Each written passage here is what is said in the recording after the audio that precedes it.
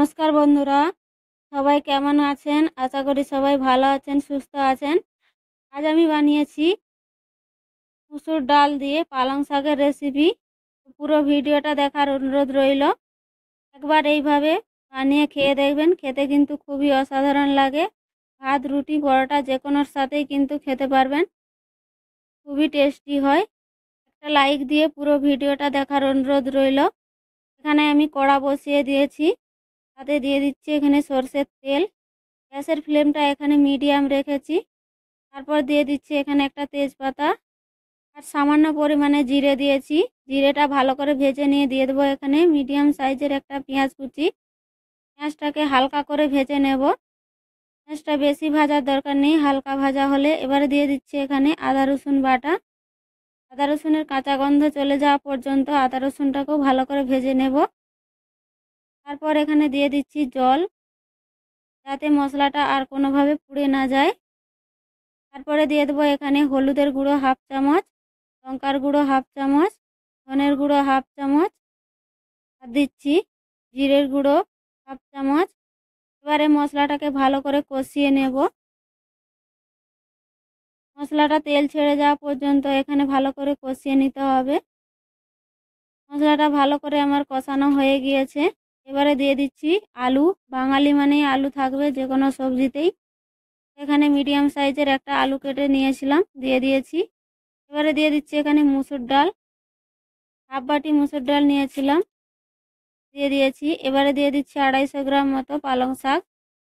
পালং শাকটাকে ভালো করে বেছে ধুয়ে পরিষ্কার করে নিয়েছিলাম আগে থেকেই। এবারে লবণ দিয়ে ভালো করে এটাকে মিশিয়ে নেব। মেশাতে মেশাতেই এখানে কিন্তু জল বেরিয়ে যাবে, এখানে আর কোনোভাবেই জল দেব না। পালং শাক থেকে যে জলটা বেরিয়েছে ওটাতেই কিন্তু সব কিছু সিদ্ধ হয়ে যাবে। গ্যাসের ফ্লেমটা একেবারে লো করে দিয়ে ঢাকনা ঢেকে দেব 5 থেকে 6 মিনিটের জন্য। 5-6 মিনিট মতো হয়ে গিয়েছে, এবার ঢাকাটা খুলে নিয়েছি। এবারে আবারও নেড়ে চেড়ে এটাকে আবারও ঢাকনা দিয়ে ঢেকে দেব। এইভাবেই আমি লো ফ্লেমে সব কিছু ভালো করে সিদ্ধ করে নেব আর জলটা শুকিয়ে নেব। ডালটাকে একেবারে সিদ্ধ করে ঘাঁটা ঘাঁটা করব না, ডালটা একটু গোটা গোটা রাখবো, তাহলে সবজিটা দেখতেও কিন্তু সুন্দর হবে আর খেতেও কিন্তু টেস্টি হবে। জলটা অনেকটাই শুকিয়ে গিয়েছে। এবারে ভালো করে এখানে আমি গ্যাসের ফ্লেমটা মিডিয়াম রেখে একটু কষিয়ে নেব। 2-3 মিনিট মতো ভালো করে এখানে কষিয়ে নিতে হবে। 2-3 মিনিট মতো ভালো করে আমি কষিয়ে নিয়েছি। এবারে দিয়ে দিচ্ছি এখানে জল। জলটা কিন্তু আমি দিচ্ছি সামান্য পরিমাণে। জল সবজিতে কোনোভাবেই রাখবো না, তো তার জন্য আমি এখানে অল্প একেবারেই জল দিয়েছি, তাতে আরও আলু আর সবজিগুলো কিছু পরিমাণ সিদ্ধ হতে বাকি আছে, তো সেটা হয়ে যাবে।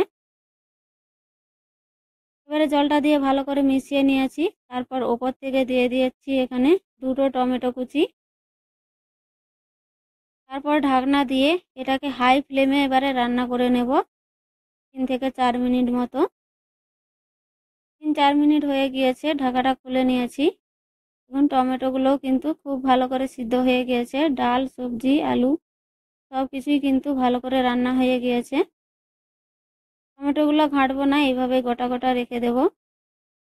আলুগুলোও সিদ্ধ হয়ে গেছে ভালো করে। এখানে চাইলে আপনারা ধনেপাতাও দিতে পারেন। আরও 2-3 মিনিট মতো এটাকে আমি রান্না করে নেব।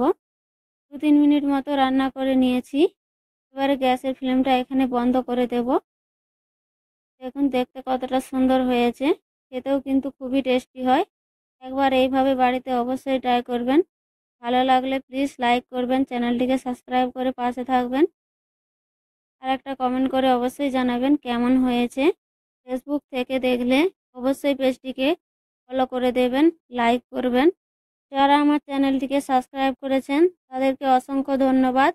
আর নতুন বন্ধুদের কাছে রিকোয়েস্ট রইল, অবশ্যই চ্যানেলটিকে সাবস্ক্রাইব করে পাশে থাকবেন। পাশের বেল আইকনটা টিপে দেবেন আমার নতুন নতুন ভিডিওর নোটিফিকেশান পাওয়ার জন্য। ভিডিওটি শেষ পর্যন্ত দেখার জন্য অনেক অনেক থ্যাংক ইউ।